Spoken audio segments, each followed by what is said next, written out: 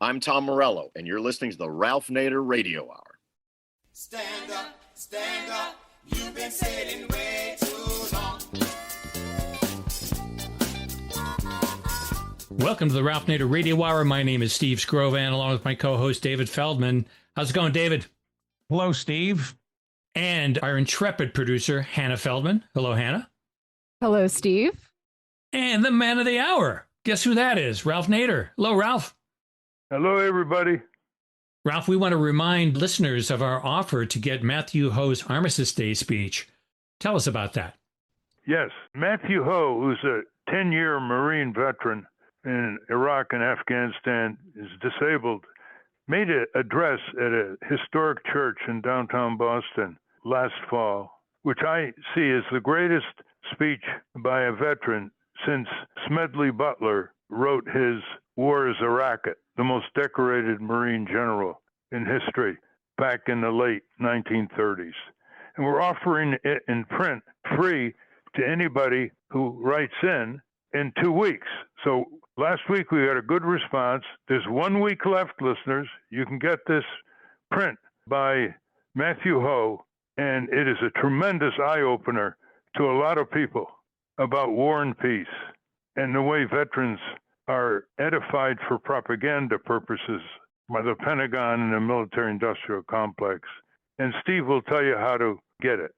Yes, we're going to put a button on our Substack page, or Ralph Nader Radio Hour page, like we did last week, and you just press that button, and it'll take you to the place you need to go to get the copies of Matthew Ho's speech. Free for 1 more week. On today's program, we welcome back economist Dean Baker, and we will discuss a number of issues on which he has been elaborating in a series of articles in Money Trail. One of those issues is Social Security. Yes, a very important question. If budget hawks in Congress insist on maintaining that Social Security poses a big problem for the federal budget, why aren't they screaming from the rafters about Trump's proposed military budget, which is more than twice as big? The other issue is government fraud, waste, and abuse. Elon Musk was supposed to be solving that problem for us, but it turns out they were looking for fraud in all the wrong places, among the poor, when it was right in front of them all along, among the rich and powerful. Next up, we welcome back journalist and ocean activist David Helvarg. He's the founder and executive director of Blue Frontier, an ocean policy and media group, and he's also the author of the new book, Forest of the Sea, The Remarkable Life and Imperiled Future of Kelp. We'll talk to him about why kelp forests need our protection. As always, somewhere in the middle, we'll check in with our tireless corporate crime reporter, Russell Mokhiber. But first, the fraud was coming from inside the house, the White House. David. Dean Baker is a senior economist at the Center for Economic and Policy Research, where he authors Beat the Press, his regular commentary on economic reporting. He has written several books, including Getting Back to Full Employment, A Better Bargain for Working People, The End of Loser Liberalism, Making Markets Progressive, False Profits, Recovering from the Bubble Economy, and The Conservative Nanny State, How the Wealthy Use the Government to Stay Rich and Get Richer. Welcome back to the Ralph Nader Radio Hour, Dean Baker. Thanks a lot for having me on. Yeah, welcome back, Dean. You can see from David's introduction that you deal with basic economic issues, distributable issues, and how the conservative capitalists use the government for their own ends, a kind of corporate socialism. Well, you've recently written a very provocative column. You have compared the Trump increase in the Pentagon budget of $500 billion or more with politicians saying we can't afford to increase the Social Security Trust Fund. Can you explain clearly, as you usually do, to our listeners, the thrust of your article? Yeah, I mean, one of the points I've made, not just in this context, but many, many other contexts, that people will hear big numbers. They'll hear $300 billion. Sometimes even the foreign aid budget was $25 billion. And they'll go, oh, my God, that's a lot of money. That's money out of my pocket. It's causing the government deficit, whatever. That's because they haven't given it any context. And I'm not blaming people for not knowing the budget. People have jobs. They have day jobs. I'm an economist. I'm looking at the budget all the time. That's not most people. And what I always say is that reporters should take the responsibility put these numbers in a context that make them meaningful for the people who read them, people who hear them on the radio or TV. So we have this projected shortfall, and it's a reasonable projection now, I'd say, because we're only a few years out, going to have a deficit of around $300 billion a year. Is that a lot of money? Well, it's not trivial, a little less than 1% of GDP, but you have Donald Trump puts on the table, he wants to increase military spending by $500 billion. So, I mean, maybe he won't get that. I sure hope he doesn't get it. But in any case, if we could, in any conceivable world, afford to pay $500 billion to increase the military budget, surely we can afford to pay $300 billion to ensure that everyone gets their Social Security benefits. So it's just a case, put it in context. I'm not going to say it's a small number. It isn't, but it's smaller. $300 billion is smaller than $500 billion. And that's really not a disputable point. Of course, Trump didn't break it down into why the generals need another $500 billion to go from $1 trillion to $1.5 trillion military budget, which is over half of the operating expenditures of the entire federal government. The operating expenditures like Department of Agriculture, Department of Treasury, Department of State, Department of Interior. That's one context that should be placed before the American people. And it's also unaudited. The Pentagon is violating every year since 1992 a congressional requirement on all agencies to present annual audited budgets to the Congress. And they have not done that. They've tried to do it recently. It's cost hundreds of millions of dollars to outside accounting firms, and they haven't passed muster. This, for example, the Army doesn't even know where a lot of its positions are around the world. The Air Force doesn't know where its parts are in warehouses around the world. It's totally chaotic, totally wasteful, and huge cost overruns by the greedy military contractors like the F-35 plane and Lockheed Martin. Now, it's very important that you bring that into the public discussion, especially on Capitol Hill, because the Democrats and Republicans in recent years have actually increased the military budget beyond what the generals have asked for. It's a bipartisan increase. And they don't even really have rigorous appropriation hearings on the proposed military budget by the president anymore. It's just pushed through Congress. So if you had a good response to pitting the military budget increase up against the need to shore up Social Security, which of course is for the people and is rigorously audited, and it has very few percent administrative costs, and these Americans need it to live on, and they spend it almost entirely. They don't hoard it. Elaborate that. I would think that you got a pretty good response. If you can get the two placed side by side, apart from the military contractors, and I guess a few people really love the military for whatever reason, I don't think many people would say, oh, yes, we should be increasing the military budget like that. And your points are exactly right. I mean, there's so much waste in there. And if you go back to when Elon Musk was running around with Doge, and he's going around, oh, we're going to get waste, fraud, and abuse. Well, mostly they were looking at the places where, I'm not going to say there was none, but there clearly was not a lot. If you want to get waste, fraud, and abuse, take your chainsaw to the Pentagon because it's all over the place. But Musk never touched it. And it's unfortunate that we just can't get it framed that way. So they'll find someone who got Medicaid that wasn't eligible because their income was too high last month and make a big deal about that and yell fraud, fraud, especially if the person's black.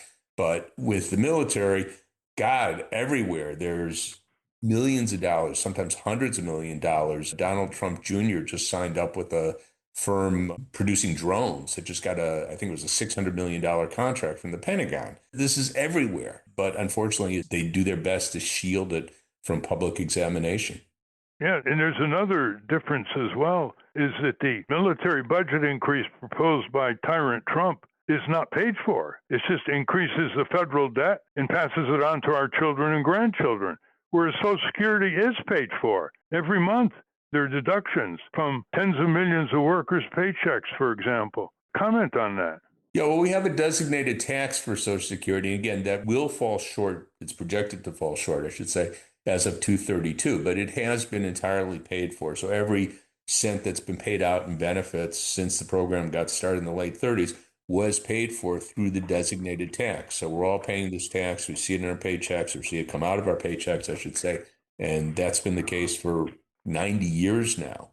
And By contrast with the Pentagon, it's just you write the check and there's nothing to offset that. There's no claim that there's some designated tax for that. So in that sense, the larger the military budget, yeah, it absolutely does increase the deficit. Here's another article you wrote that should be an eye-opener. He takes apart Doge, the criminal enterprise rampaging through the federal government last year, headed by felon Elon Musk. And they promised $2 trillion of savings. And, they just wrecked one agency after another, particularly the Agency for International Development. Can you tell us in summary fashion the kind of wreckage and how it affected lives overseas and lives and livelihoods here in America? Yeah, I mean, Musk openly took pleasure in laying off workers, that we have all these government workers that weren't doing anything. And you have big bureaucracy, of course, you're going to find 2, 3, 4, whatever. There's someone who's going to, and that's not true just in government. Go to Microsoft, go to any major corporation, sure, in a big bureaucracy, there'll be someone's not doing their job. Odds are Elon Musk didn't find those people. He threw out a lot of people, career people who've been in these agencies for 10, 20 years. And just said, oh, you're out on the street. And basically his guys admitted this. They didn't know what the hell they were doing. But where it had the biggest consequences, I mean, I'm sure we'll see it other places, but is with foreign aid. He just got a big kick out of that. USAID, he just shut it down. He boasted about that. He goes, last weekend I fed USAID into the wood chopper. That's almost verbatim what he said.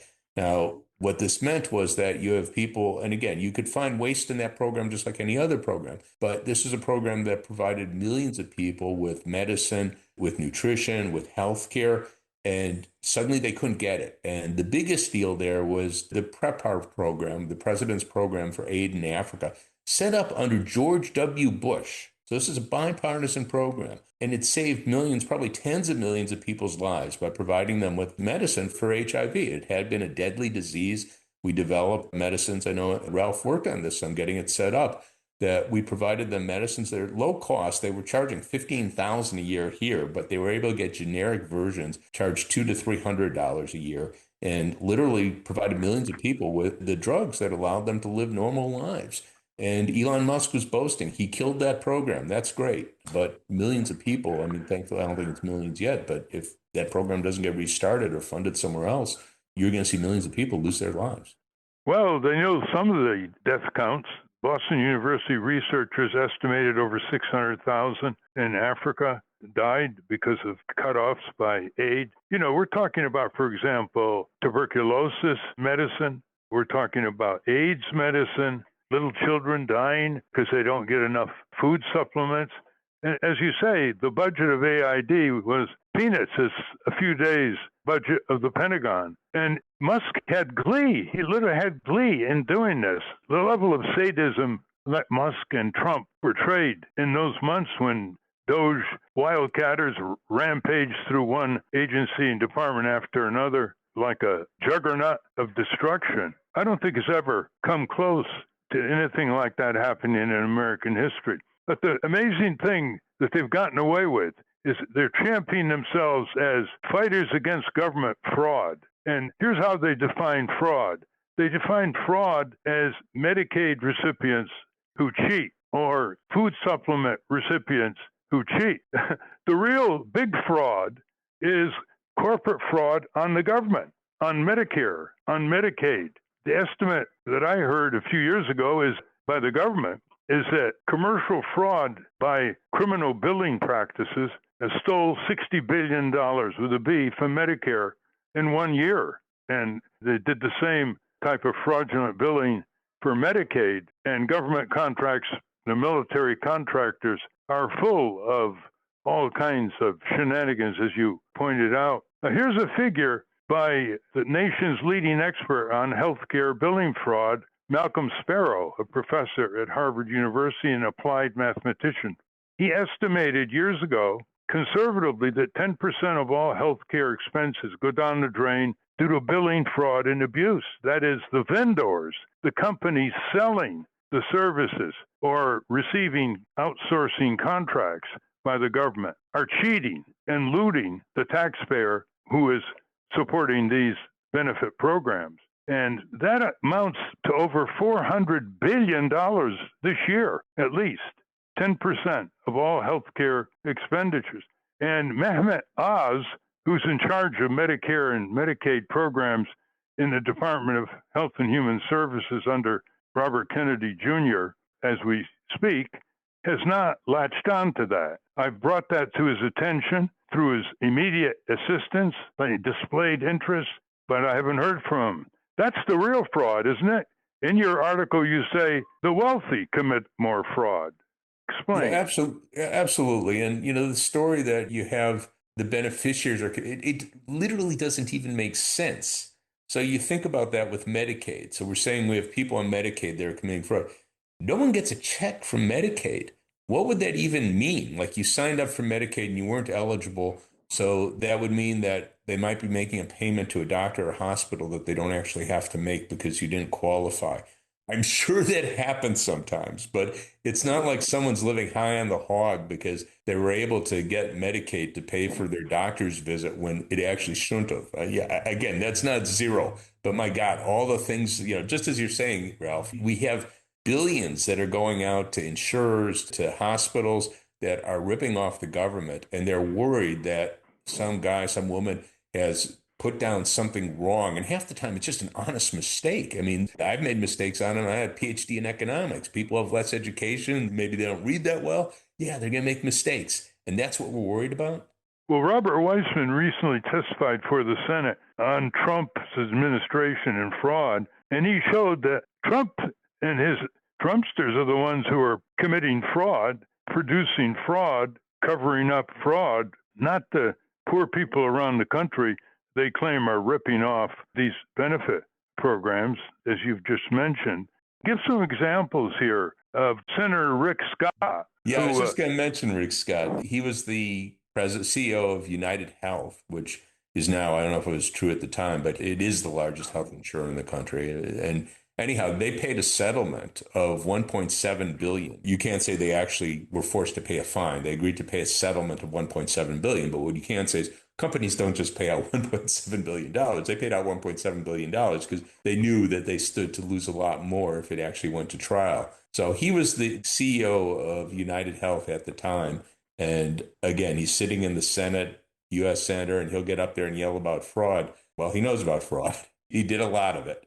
For sure. He was rewarded by Florida voters and elected governor of Florida before he became a U.S. Senator. Once again, showing that voters are not doing their homework. This was widely publicized in Florida, his companies defrauding of Medicaid.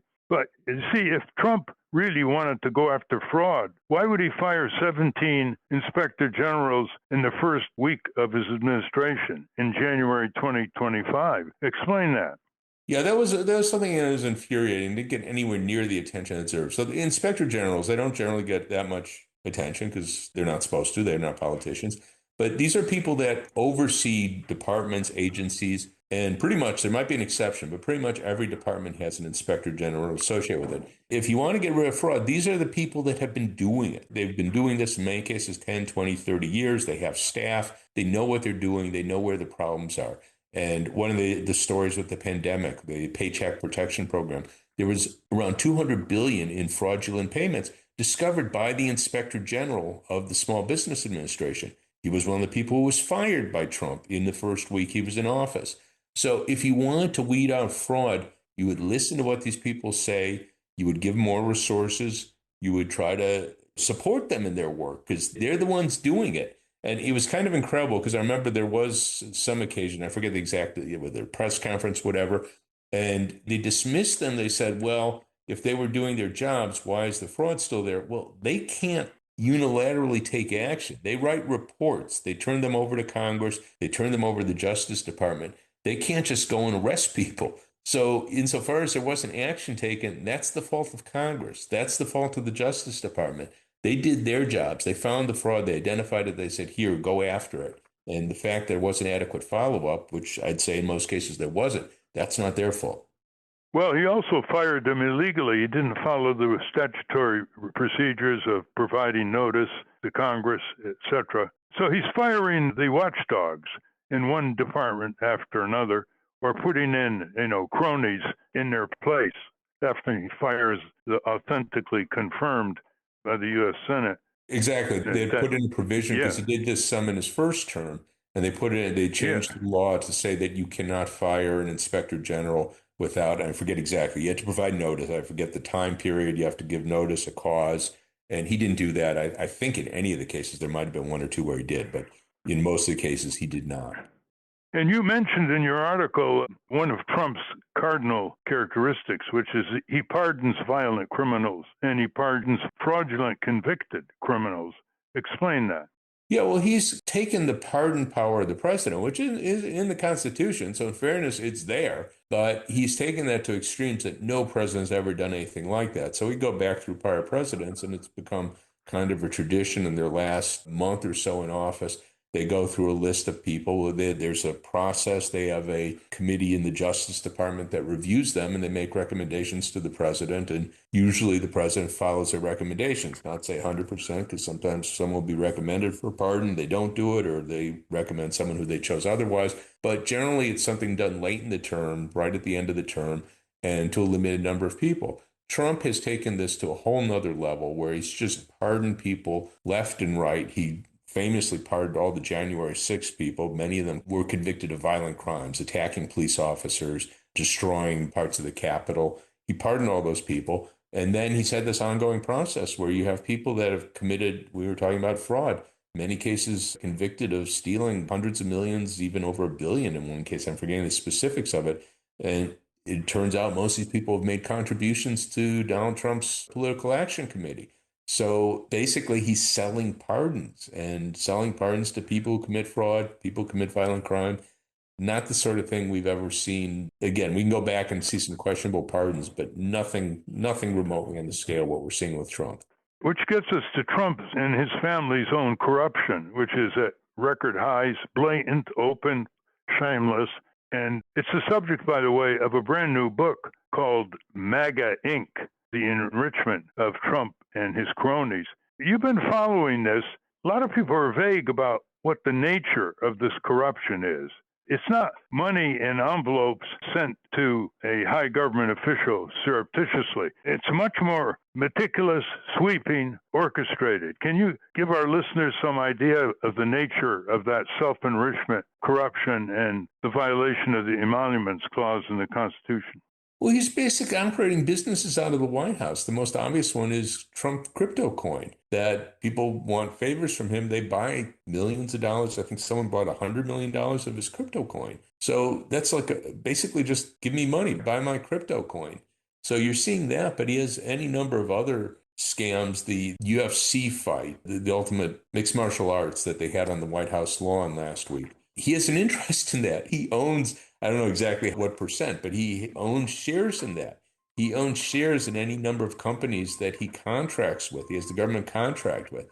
So we've never seen that sort of level of abuse. Generally, a president puts their assets in a blind trust. There might be some exceptions, but that's been the case through my lifetime, I'll just say. Again, going back further, I don't know what Franklin Roosevelt did or whatever, but generally it's been the pattern. Whatever wealth they had, they put aside. They didn't know whether their actions were helping or hurting their wealth. That's not the case with Trump. He knows exactly where his money is, and he's constantly giving contracts to companies where he has a stake in them. And again, none of that's hidden. We don't have to do any investigation. It's all right out in the open. Well, as Citizens for Tax Justice pointed out years ago, if you restored the corporate and wealthy tax rates to the tax rates in the prosperous 1960s, you would raise hundreds of billions of dollars. You wouldn't have so much federal deficit. But it's just going in the opposite direction, and the Democratic Party is not making it a number one issue, even though, by the way, the polls show that 85% or more of the American people, that includes a lot of conservative voters, want to raise, or I would say restore, the very undertaxed super wealthy and corporations. So you got a left-right coalition, and the Jeffries and Schumer aren't picking up on it. How do you explain that? Well, I'd explain it. You know the answer to that, Ralph. It's campaign contributors that they're counting. They need money for their elections, and a lot of those people who are going to give the money don't want to pay higher taxes. So I think that's the story there. Well, if the Democrats win in November and they take control of the House and or the Senate, as they should against the most corrupt GOP in history, Are they going to be ready, like the Heritage Foundation's 900-page report telling the Republicans when they won in 2024 what kind of legislation to pass, what kind of laws to repeal? Or are the Democrats going to simply clap their hands and proceed business as usual? You see any of the groups that you're related to or that you've worked with putting forth a proposal even before November as to what the Democrats should be obligated to do, starting with public hearings and legislation?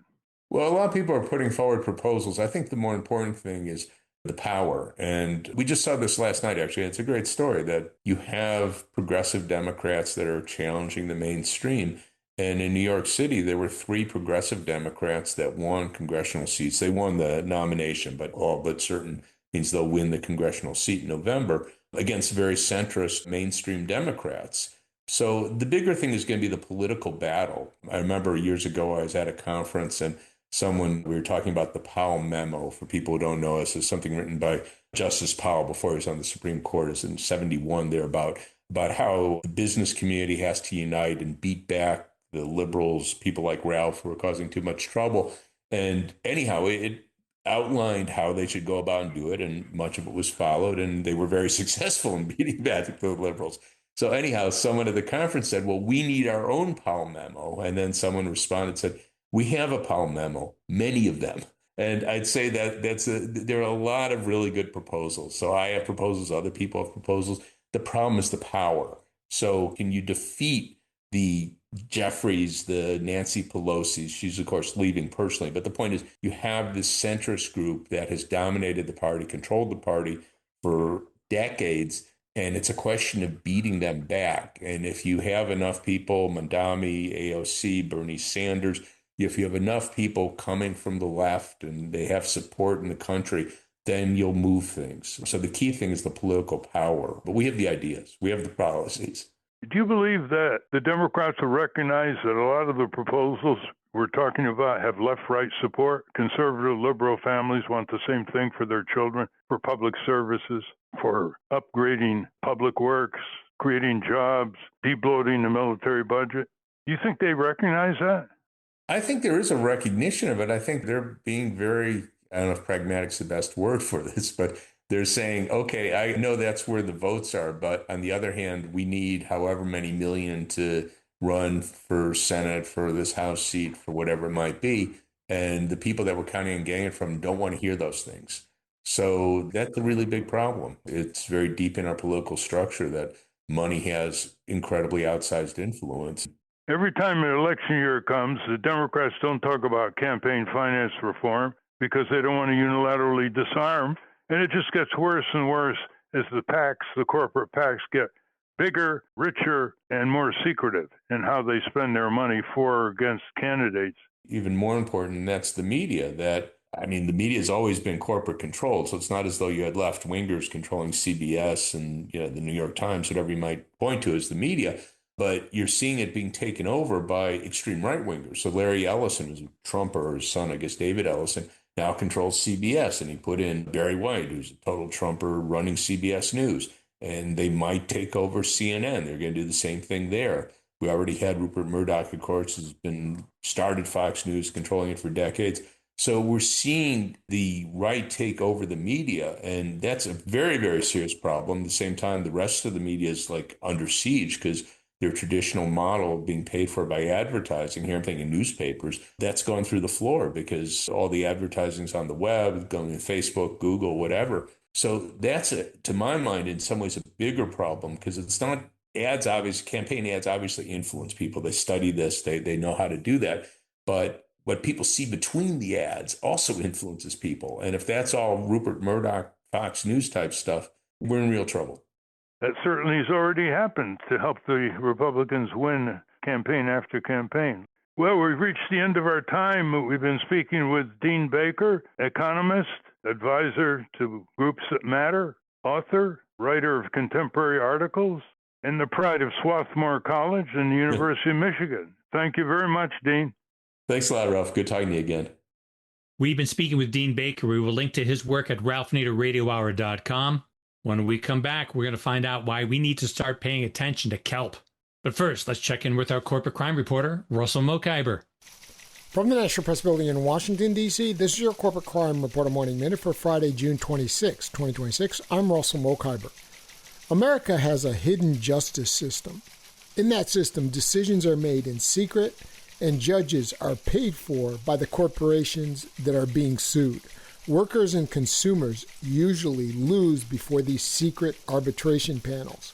And when they lose, they cannot appeal, and they cannot turn to real courts for help. They are trapped in the system when they sign on to a streaming service or a job. They are unknowingly signing on to a secret justice system called forced arbitration. Brendan Ballou has now written an expose of this hidden justice system. It's called When Companies Run the Courts, How Forced Arbitration Became America's Secret Justice System. For the Corporate Crime Reporter, I'm Russell Mokhiber. Thank you, Russell. Welcome back to the Ralph Nader Radio Hour. I'm Steve Scrovan, along with David Feldman, Hannah, and Ralph. Kelp. I need some algae. Kelp. Not just any algae. Kelp. David? David Helvarg is a journalist and ocean activist. He's the founder and executive director of Blue Frontier, an ocean policy and media group, and producer of Rising Tide, the ocean podcast. He has produced more than 40 documentaries for media outlets, including PBS and the Discovery Channel, and has written several books, including Blue Frontier, The War Against the Greens, and Forests of the Sea, The Remarkable Life and Imperiled Future of Kelp. Welcome back to the Ralph Nader Radio Hour, David Helvarg. Thank you. Great to be here, David. Welcome back. You know, David Feldman left something out, and I'm going to put it this way. How many hours in your life you think you spent in the oceans, scuba diving and investigating matters below the sea level? Not enough.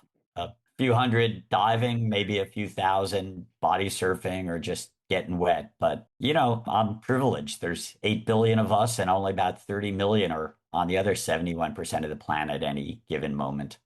Well, it's just a way I want to point out to our listeners that David Helvarg is not only a writer about the ocean, an advocate to protect the ocean, but he spends a lot of his time in the ocean, and that gives him a different kind of credential. Why don't you explain to people who don't really understand the importance of the ocean, not just economically, but to the survival of the planet? Can you explain the importance of the ocean? Sure. It's the crucible of life on our blue marble planet. It's the oxygenation event came out of the ocean. The algae and the cyanobacteria gave us our atmosphere. The cycle of water all starts evaporation from the ocean, which goes into the clouds over the mountains, comes back in the form of rain that feeds our crops and fills our rivers. The ocean is the driver of life and also major impact in terms of human activity, in terms of transportation, recreation, protein, energy, and just that sense of awe and wonder of being part of something larger than yourself. For the last 20 years, since you actually helped me launch Blue Frontier, I've been pushing with my colleagues in journalism the idea of the blue beat. The only resource in the ocean not fully exploited at this point is good investigative reporting and narrative storytelling, because people don't connect with it. You know, a lot of people think the environment ends at the shoreline, and that's really where 95% of the living space on the planet begins. We go out to stars. In 1977, there was a deep research vessel that went down because there was volcanic activity miles below the surface. And when they got there, they realized there were these geothermal vents that were surrounded by life, by giant white clams and blood red worms and crabs. And it was the realization that not all life in the universe is photosynthetic. It's also chemosynthetic, that all these animals had bacteria that could convert this, what would to us be poisonous, high pressure energy into life. And now we're spending $5 billion sending the Europa rocket to the moon of the Europa moon of Saturn because it has an ice cover and we believe it has a liquid ocean below.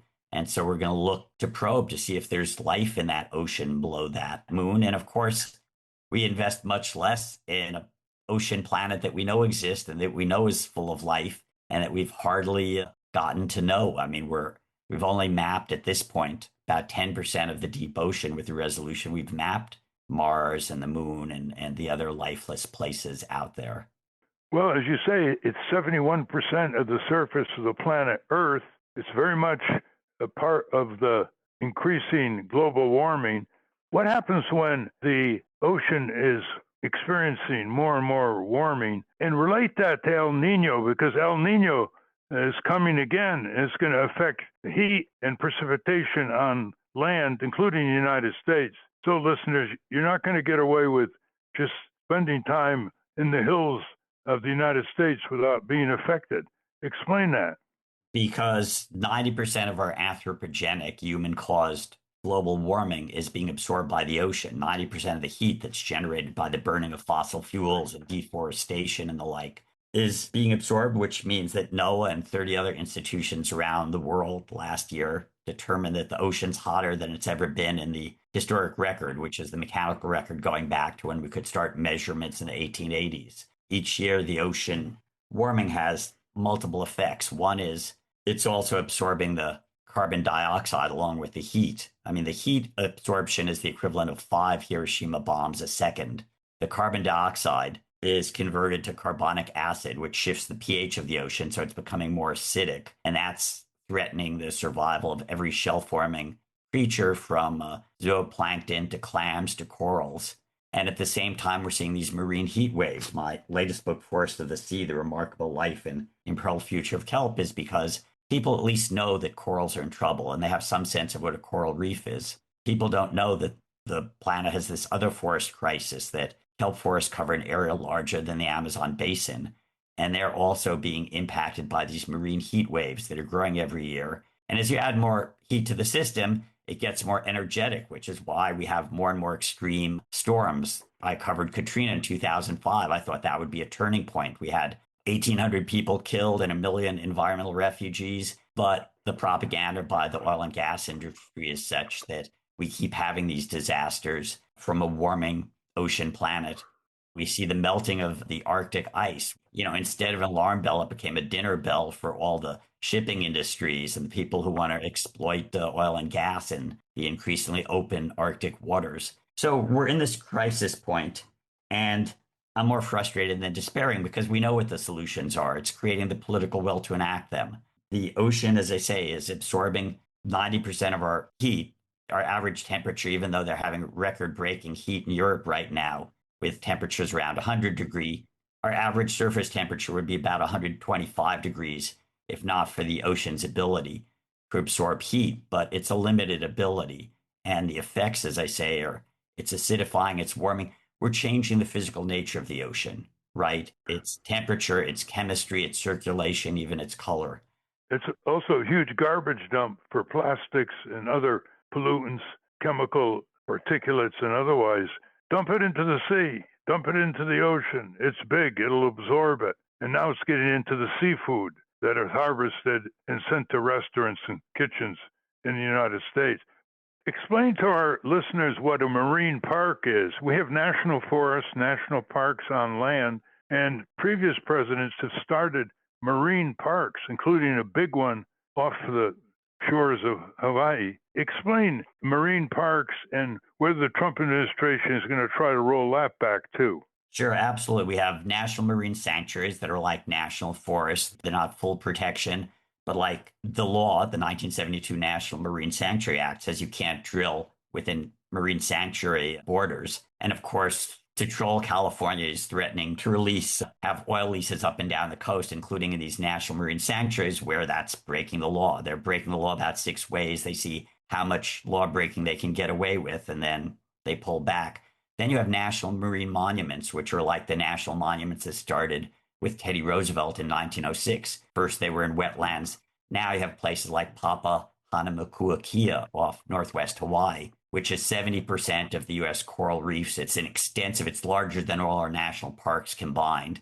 And it was created initially by the Clinton administration. George Bush expanded it. It's a bipartisan protected zone. The world, including the United States, is committed to 30 by 30, protecting 30% of the ocean by 2030. And we already protect 27% with our marine monuments in the Pacific, which he now wants to open up to commercial fishing and deep sea mining and other extractive industries as they come up with them. And I don't think it's going to happen, but the threat is there. I mean, we're in this stage of celebrity fascism where laws including the law of the sea, are being ignored, with deep sea mining being another example. You asked about El Nino earlier. It's a natural cycle of warming in the Pacific that changes global weather. But with all that added heat that I talked about from the burning of fossil fuels, this El Nino is predicted to be the strongest in recorded history, which is going to mean less storms on the East Coast, more storms and runoff, more torrential rain across the country, huge impacts on agriculture on the West Coast, on the East Coast. It's a moment that's very extreme. These marine sanctuaries actually work to improve the survivability of species, don't they? I've dove in marine sanctuaries off of California where there's been a 400% increase in biodiversity. You see big fish, you see, big lobsters, and there's even this spillover effect. A lot of fishermen now support marine protected areas because, it's not that hard to figure out. When you stop killing fish, they tend to grow back. When you protect an area, it's protected. And then there's a spillover effect where in marine biology, they call them BFFs, big fat females, which is the fish that are most productive. Not a line I'd use as in barb, but these are the fish that grow to size. And then there's more baby fish, more fry that hatch. And so you have these healthy marine parks, and then you have healthy ecosystems expanding beyond them, including marine wildlife that's commercially available for protection. So we have our Peter Benchley Ocean Awards in May. We held them at the Monterey Bay Aquarium, and the global award we gave to the president of the Azores, who's established a huge marine protected area around the Azores that includes incredible kelp forests, which again provide habitat for salmon and cod and herring and a lot of species that wildlife we like to eat. But the short answer is yes, they work, and the science shows they work. And just like national parks, they're also bioreserves for the future. Let's get to your great new book, which came out in early May, called Forest of the Sea, The Remarkable Life and Imperiled Future of Kelp. I went through elementary school, high school, college, law school. I never heard the word kelp. You say it's critical to the global ecosystems. Can you explain it to our listeners? Sure. Kelp forest. People, as I said earlier, know coral reefs. And I talked to my friend Sylvia Earle, her deepness, who says, yeah, people like warm, comfortable environments. And coral and kelp are like the ivory and ebony of the ocean. Kelp are in cold water. They generate $500 billion a year in goods and services in terms of fisheries, food. They're the mother seed for the seaweed industry, which is generating 40 million tons a year. Its part of aquaculture is now larger than wild fishing. There's 130 million tons a year of seafood that we grow versus 90 million that we're still extracting from the ocean. And of that 130 million tons, 40 million, as I say, is seaweed. It's both a food source, but it also gives us algae. The kelp, it's what they call evolutionary convergence. They look the same, but they aren't the same as plants. Trees are their cellular structure is all cellulose. You can't do much with sawdust. You can't eat it. 40%, 60% of these kelp, which are like the bamboo of the sea, they grow a foot, 2 feet a day. And 60% of their cells is cellulose and 40% is algae. And algae in the 1920s, they discovered, was a great emulsifier and stabilizer. And so it's in all our processed foods. It's in all our cosmetics and medicines. People say, well, kelp, yuck, or algae, yuck, but it's in our shampoo, it's in our toothpaste, it's in our lipstick, it's in ice cream. It makes the ice cream creamier instead of icier. It's in the chicken nuggets, and therefore it makes sense that it's also in the heartburn medicine. But again, I opened the chapter 1 of my book on a salmon river in Alaska, because people know salmon are these heroic, homeric ocean and river fish. They don't know that part of their life cycle, when they leave the rivers, they go into the kelp forest and they eat phytoplankton until they're large enough not to become prey. And so it's a nursery for salmon and cod and herring. I just did a story for American Indian Magazine on herring roe on kelp, which is a traditional food for indigenous people for thousands of years, since humans came to the Americas along the kelp highway. And otters, of course, are the keystone predators that keep the kelp healthy. So it's not just the billions that, like coral reefs, they also protect our shorelines from erosion and calm the storm waters. And they generate oxygen. Half our oxygen comes from microalgae in the ocean, from phytoplankton. And another 20% comes from a combination of the kelp forest and the seagrass meadows and the mangroves. and the salt marshes that give us another 20%. So literally more than every other breath you take, you can thank the salty part of the world that is our oceans, our kelp forests, and our coral reefs and the like. Well, in your book, you estimate that 50% of the kelp has been destroyed and it's on its way to extinction off our shorelines. Why is it endangered? It's endangered, as with corals. I mean, when I started Blue Frontier 20 years ago, the main threats were overfishing and pollution, oil, chemical, plastic, nutrient pollution. Today, that's being overwhelmed by these marine heat waves. And we had one that came to California, we called it the blob, in 2013. And within a few years, 95% of the bull kelp north of the Golden Gate was gone. And this is for 300 miles. One of my chapters, Fort Bragg, which is also the theme of our documentary, Sequoias of the Sea. It's a community of 7,000 that depended on the kelp. When it went away, the urchin fishery went away. The 25 to 30 million a year they got from the recreational abalone diving fishery went away because the kelp supports all these other species. And without the kelp, in lieu of the kelp, the other effect of this heat wave was it killed off most of the sea stars on the West Coast, literally billions, over 90%, including the last predator, sunflower sea star, that was eating these little purple urchins. The otters were long gone because of the hunting. The big fish and big lobsters were gone because of overfishing. The last predator on these urchins were these monstrous 24-armed, cannibalistic, fast-moving sea stars that would eat these little urchins. When they died off because of the heat, the sea star wasting disease was supercharged by that marine heat wave. Then these little urchins came out of their hidey holes and they multiplied 10,000%, and basically all the kelp forests were replaced by these urchin barrens. And then they go into this dormant state. They call them zombie urchins, and they can survive for years. You know, the gonads, which is where we get our uni for sushi, they kind of contract and they just cover the bottom. The only thing you can do is go out there with hammers, which I've been diving with people who are literally hammering the urchins. And it's worked. I mean, in Southern California, I dove on 80 acres of kelp forest that's been restored. People hammering the urchins out and replanting new fresh spore. And it's interesting that the people who used to be at each other's necks, the fishermen and the tribes and the environmentalists and the scientists, they're all now working together to try and restore the kelp. And there's some possibility when you make the real commitment. South Korea, the fisheries agency, understands that wild kelp forests are essential to their food security. So they invest $29 million a year, and they've brought back 50,000 acres of wild kelp, and they plan to have 125,000 acres restored by 2030. So you can do it. The scientist I talked to in Tasmania, he says, we can restore some of the kelp, but it's expensive. And if we don't get off fossil fuels, if we don't reduce greenhouse gases, we lose them all by the end of the century, the kelp forests, the coral reefs. So this is the localized challenge as I go diving with people who are removing urchins and restoring kelp. And I call them the seaweed rebels, the marine grassroots folks. There are thousands of people around the world doing this. We're just not doing it at scale. There's a recent study that says for $14 billion, we could bring back something like 10 million acres of kelp. You can protect the existing kelp, which they're doing in Argentina and Chile and elsewhere, and the Azores. We can restore kelp. It's more expensive, but it's doable because, as I say, my friends who do coral restoration, they take a fragment, they cement it onto a dead coral, and if it grows 12 inches in a year, they're thrilled. With kelp, you create the environment where it can come back. It'll come back 100 feet in a year.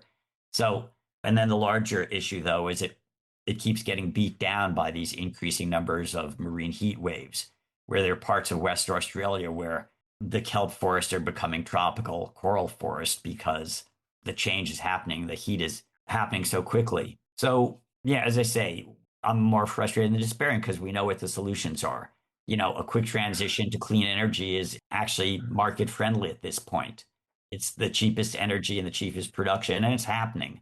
I mean, we get caught up in being trapped in our little bubble in the United States, but globally, the entire system is electrifying based on cleaner energy. China and Portugal and Spain. And when we blocked the Strait of Hormuz, who benefited? I mean, everybody hurt, but who hurt less was China and Spain because they've made the commitment to clean energy. They're not as dependent on those tankers full of petroleum.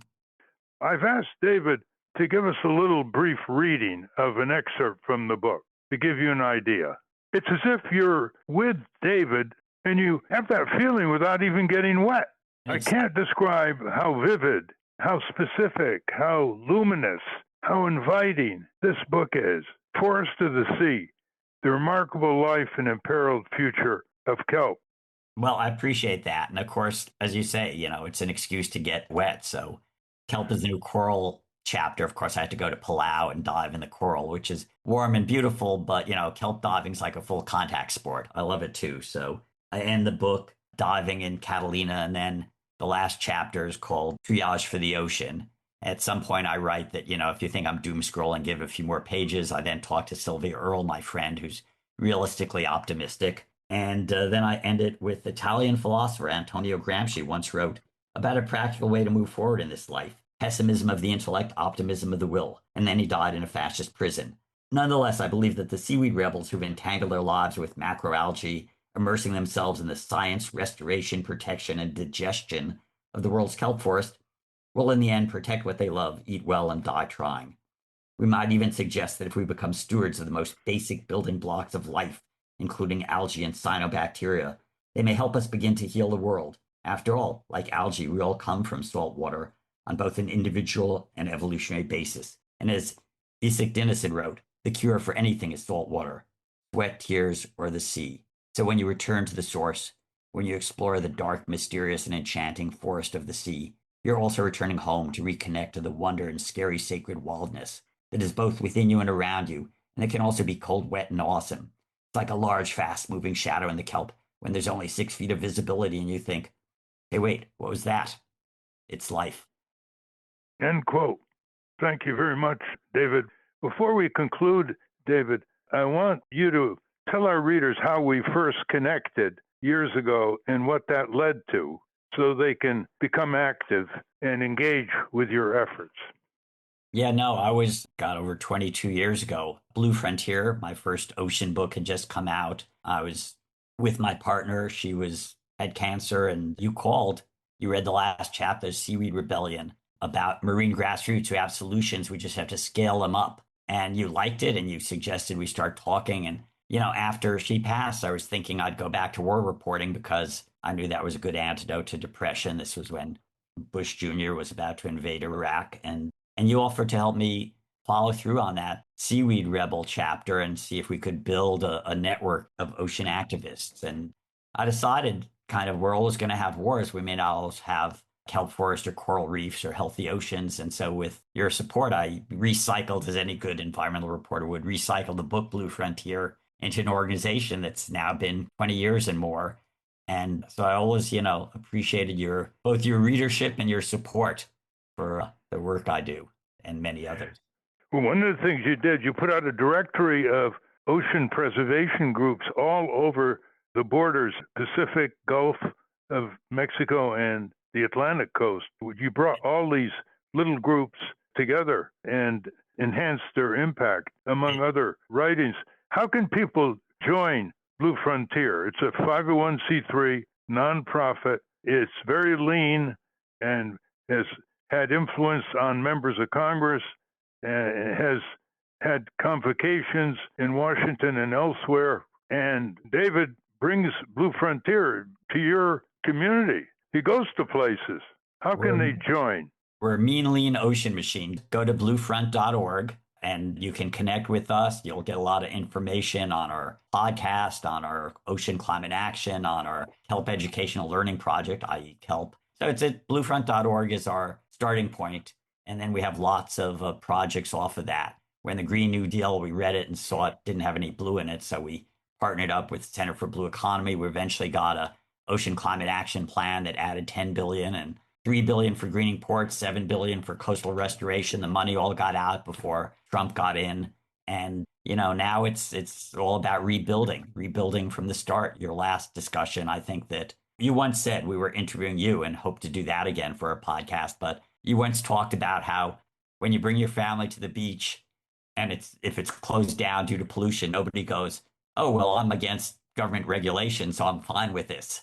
When you talk about your left-right coalition, I mean, the ocean's one of those places that people come together and realize that there's so much to be gotten out of it. This Homo leader in Fort Bragg told me his arguments with bringing back the sea otters. He said the fishermen, he says, just because you're on the ocean doesn't mean you own the ocean. And I think increasing numbers of people are beginning to understand how much we owe the ocean. And I think thanks to your support and others, we're just trying to spread the word that this is, it's not God's green earth. It's God's blue marble, and it's precious, and you need to defend it. Well said, David. And listeners, have your children go to this website, bluefront.org, because it's very artistic, very graphic. David is a genius in communication here, and it's never too early for your youngsters to learn about the importance of the ocean. Thank you very much, David. Again, the book, you really will see brilliant writing here. Writing that engages you, pulls you, entices you. It's called The Forest of the Sea, The Remarkable Life and Imperiled Future of Kelp. Thank you very much. Thank you, Ralph, for all you do. We've been speaking with David Helvarg. We will link to his work at ralphnaderradiohour.com. I want to thank our guests again, Dean Baker and David Helvarg. For those of you listening on the radio, that's our show. For you podcast listeners, stay tuned for some bonus material we call The Wrap-Up, featuring Francesco DeSantis with In Case You Haven't Heard. A transcript of this program will appear on the Ralph Nader Radio Hour Substack site soon after the episode is posted. Subscribe to us on our Ralph Nader Radio Hour YouTube channel. And for Ralph's weekly column, it's free at nader.org. For more from Russell Mokhiber, it's at corporatecrimereporter.com. And remember, the American Museum of Tort Law has gone virtual. You can visit tortmuseum.org to explore the exhibits, take a virtual tour, and learn about iconic tort cases from history. To order your copy of the Capitol Hill Citizen, Democracy Dies in Broad Daylight, it's at capitolhillcitizen.com or find it on Substack. And remember to continue the conversation after each show. You can go to the comments section at ralphnaderradiohour.com and post a comment or question on this week's episode. The producers of the Ralph Nader Radio Hour are Jimmy Lee Wirt, Hannah Feldman, and Matthew Marin. Our executive producer is Alan Minsky. Our theme music, Stand Up, Rise Up, was written and performed by Kemp Harris. Our proofreader is Elizabeth Solomon. Join us next week on the Ralph Nader Radio Hour. Thank you, Ralph. Thank you. And if listeners want to spread this word every week, try to get your local radio station to pick up the Ralph Nader Radio Hour, as dozens around the country have already done so.